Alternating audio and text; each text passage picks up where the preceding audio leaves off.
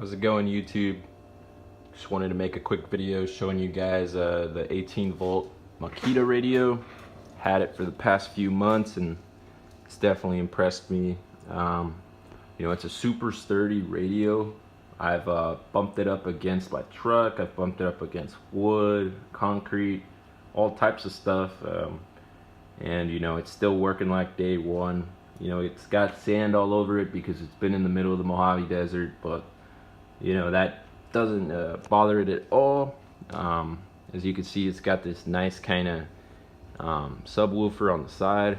It's got one on each side, and let's see, it's got this nice handle here that I really like because it can fold down so it's not in the way, but then it can also go all the way up and it clicks. You can hear it click, so you can kind of hang it onto something. I've got a 2x4 kind of sticking out the roof that I hang it on my job site currently, but you can hang it on various ways, obviously. But then I really like these bars here on the front because when it's crashing into stuff, or you've got it kind of brushed up or allocated, with a bunch of different other tools, it's not gonna get squished up by all of them. And you can use them to actually tie in or rope into something, if you can't directly hang it on. But as you can see here, I really like the Makita logo in the front there. It's sleek, got your tuning and your volume here. It lights up for night work as well. If you push this in, then you can change the source, or if you push it in again, you can change the volume. Here's your power, your source. You could change from AM to FM to Bluetooth. Your alarms, you can even set alarms with this thing. On the other side, it's got another subwoofer, and as I said, it's really nicely built. If you can see, it's got these screws here, not screws, I guess bolts, but these bolts are all over, and they kind of I think are the reason this thing is really taking hits, because I've dropped it off my truck already a few times, on my ranch. I've kicked it off the roof, like I've hit it with a couple 2x6s and stuff, and no issues. Yeah, really nicely built. The only issue I've had with it is that, in 110 plus degree weather, obviously, a lot of equipment is gonna drop, what it can give you, but this guy in particular, this screen here, will kind of just black out. I don't know if it's the chemicals or whatever's in there, but it just doesn't function at that temperature. I don't even function at that temperature. I'm super tired. I gotta be working in the shade, and then I'll move this guy to the shade too, and he'll be fine. The screen will prop back up and it'll look like that.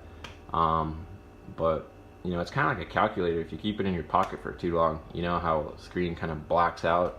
That's what happens to it. So I'm pretty sure it's some type of chemical. But yeah, this Makita radio, it's doing good for me right now. I really like it. Just wanted to show you guys a quick look around and give you guys my thoughts on it. Definitely a nice piece of equipment that you can kind of throw around and not worry about it. This is the old radio that we had. It's, nothing special, but it was a plug-in. It never got good reception. Obviously not an issue, or not issues with the Makita. You could use an 18-volt battery in here. You could use got these 4 amp 12-volt Makita batteries that work in there as well. The 1.5 amps on this, I got a little radio. If you see a little 1.5 amp battery on there, fits perfect. But you can even use that one in there too. I think with the 18 volt, it gets like 2 days worth of radio coverage. So if you're on a job site, it'll never run out a battery on you. But this small one even never will run out of battery on you. I've had it on a job site 12 plus hours and it's done great. This one's just a radio only, but you can also plug in an aux. this other one right here, it's got a, let's see, it's got aux, it's got, you know, a plug-in for USB, so you could charge your phone or charge any other device.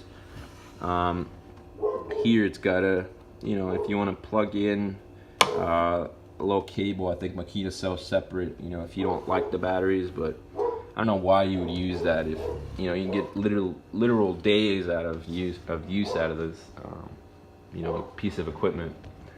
But back to the little guy. The little guy, you know, it's got a smaller screen. Its volume is here. Its tuning is over here. And then its presets and power over here. This little B is to change from AM to FM. You know, I use a small battery on there because I think the other one looks, you know, it's double the size. It goes out to about here. But I like this clip, so you can see here. Let me show you. Because you can literally just hang it, you know, anywhere. Like I just hung it on the fridge.